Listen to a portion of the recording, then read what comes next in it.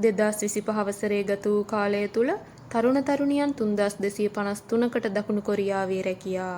මෙම වසරේ ගත වූ මාස 10 තුලදී ශ්‍රී ලාංකික තරුණ තරුණියන් 3253 දෙනෙකු දකුණු කොරියාවේ රැකියා සඳහා පිටත්ව ගොස් ඇති බව ශ්‍රී ලංකා විදේශ සේවා නියුක්ති කාර්යාංශය පවසනවා. දකුණු කොරියාවේ නිෂ්පාදනාංශයේ රැකියා සඳහා සුදුසුකම් ලැබූ තරුණ තරුණියන් 72 දෙනෙකු ඊයේ දිනයේදීද දකුණු කොරියාව බලා පිටත්ව ගොස් ඇති බවයි එම කාර්යාංශය සඳහන් කළේ. ශ්‍රී ලංකා විදේශ සේවා නියුක්ති කාර්යාංශය හා දකුණු කොරියානු මානව සම්පත් සංවර්ධන ආයතනය අතර ඇති කරගත් අවබෝධතා ගිවිසුම අනුව E9 වීසා කාණ්ඩය යටතේ එම රැකියා අවස්ථා හිමි වී තිබෙනවා.